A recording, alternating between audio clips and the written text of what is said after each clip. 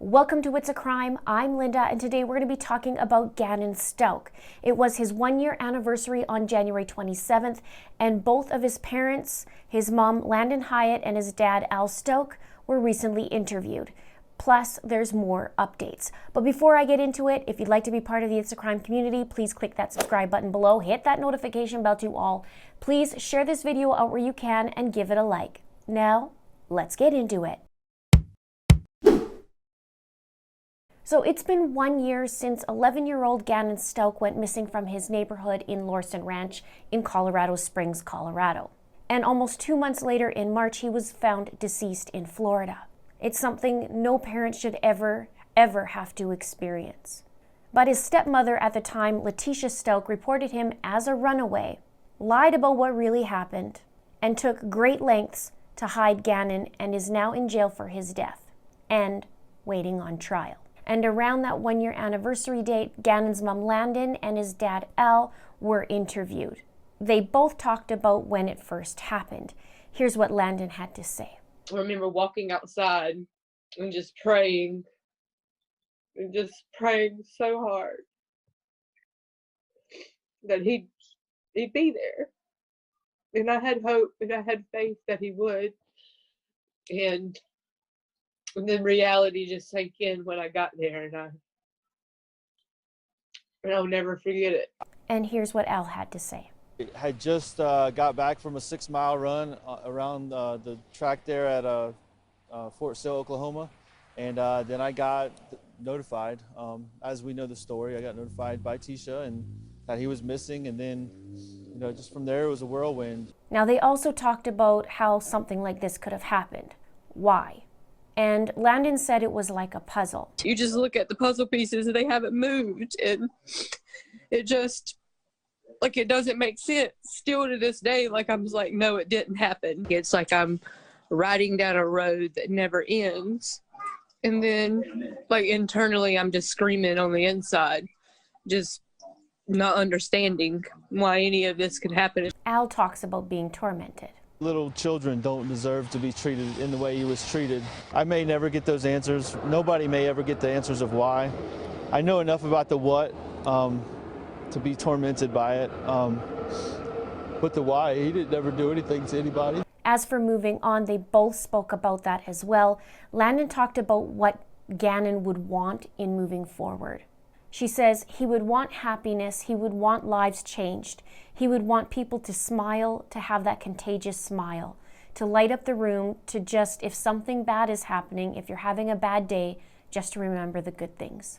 And Al says, I don't say this lightly, but it's a special day for me and always will be. Just taking the time to pause and love on your family members and friends and be thankful. Landen also talked about Gannon's legacy, and also she wants to bring awareness around child abuse. Now, Michael Allen, who is the district attorney, also spoke out. We saw the searches out in the fields. We saw people wanting to give information as much as they possibly could. And just like the people out in the community, I'm a person too, I'm a father, and so it grabbed my attention as well. He has an impressive track record, and I have full faith that he will bring justice for Gannon. Now, also in an article I was reading that they talked about Michael Allen, and it says part of Allen's time as a deputy district attorney was spent building and refining the Veteran Trauma Court, one of the 4th Judicial District Diversion programs, the first program for veterans of its kind in the country. It works to take veterans affected with mental health and other service-related issues to rehabilitate them with support services rather than just incarcerate them. He says, I don't think a lot of people think about prosecutors as working to change people's lives around. They think about prosecutors, about putting someone in jail or prison, and it's a much bigger job than that. The article also goes on to say the Veteran Trauma Court is one of several diversion programs, some for juveniles, others for drug addiction and related charges. Sometimes when people steal or commit other crimes, Allen sees more of an underlying problem that could relate to mental health or drug addiction. Working to rehabilitate someone through those programs works to save the person and the system time later. Michael Allen says, if someone deserves a second chance, let's give them a second chance at being a productive member of our community.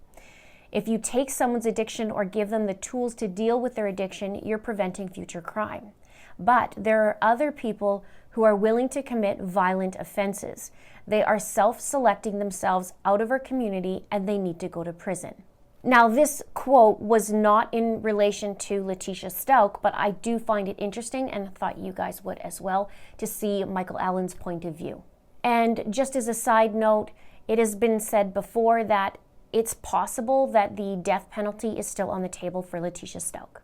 Now, some of the beautiful things that we've seen come out of something so horrific and so horrible are the communities that have come together, and really the world come together in support for Gannon and his family. And on the anniversary of Gannon, Lorson Ranch in Colorado Springs lit up their neighborhood in blue. They did that a year ago and then again recently, and they encouraged the world to do it as well.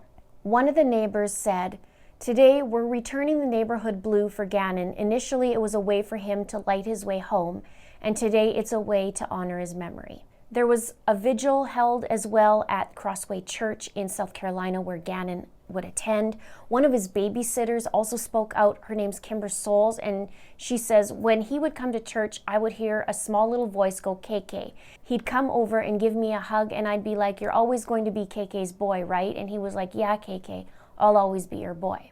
She says, "I miss those small, still moments, but I know I'll get them again one day." She also talked about Gannon's love for Sonic, as we've seen, and she says he couldn't wait for the Sonic movie to come out. But Gannon never made it to see his favorite character in that new movie. At the Restoration Church where Gannon would attend, Al also made a statement, and here's what he says. "1 year ago, Gannon disappeared, but if it wasn't for God's grace, the prayers of many, and my son's legacy, I would surely have quit. Moving on will never even be considered, but equally as an absolute, moving forward is the only option. Without my son, life will never be the same and nothing can ever replace him. To all who will read this, hug your children and love them each day and every day like tomorrow is a precious gift that is not ever guaranteed. I thank God that he laid on my heart prior to 1 year ago to have the conversation about eternity with my children, for only through my son confessing his faith in God do I know he rests peacefully at his feet in heaven. #for Gannon." Now, Letecia's preliminary hearing is on March 11th and 12th. I will be following that very closely. There, the judge will decide if there is enough evidence in moving forward, and she was recently deemed competent as well after having 2 competency assessments done. And Letecia is charged with first-degree murder of a child under 12 by a person in a position of trust, child abuse resulting in death, tampering with a deceased human body, and tampering with physical evidence. Like I said, I'll be closely following this and I will keep you updated. I was hoping to be there for the preliminary hearing. However, with travel restrictions and what's going on in the world, I'm not able to make it from Canada. Be sure to check out my playlist below. I'll have it in the description box and I'll also have it in the pinned comment right below this video. Now, there is a GoFundMe posted for Landen by one of her friends, Bobby Owens from Colorado Springs. And the GoFundMe is called Help Gannon Stauch's Mom Get Justice. Now, in it, Bobby says, Landen is facing significant ongoing costs. This year, she will be faced with expenses for airfare, hotels, rental cars, food, expenses for the girls, etc., while still paying her regular expenses at home. There will be numerous times she will be traveling back and forth from South Carolina to Colorado. She says, I would like to see her not to have to worry about this tremendous financial burden. I often feel helpless as I feel like there is nothing I can do to take away her pain. I realize this is something that I can do to help. I know that if all of us come together and help with a little, it will turn into a lot and make a world of difference to this family. And it's already stressful and emotional for the family to be going through this and the court and the procedures, not to mention the heartbreak and that they're already experiencing with the loss of Gannon. So this is obviously an added stress. So as of today's recording, there's $3,071 that has been raised so far out of the $10,000 goal. I'd love if anyone is able to donate, even if it's just a little bit, to please donate if you can. I know times are tough as well for many of you. As we know, every little bit adds up. And as I mentioned, I do have videos you can check out on this case below and in the pinned comments. Justice is coming for our little buddy. I do believe that. And I also have faith in Michael Allen, as I mentioned. I also have faith that they have all the information necessary that will be more than enough to make sure that this won't happen by this person ever again, and justice will be served. Please comment below and send blue hearts for Gannon and his family. Please subscribe if you haven't done so already. Please like and please share. Thank you so much for watching. See you soon.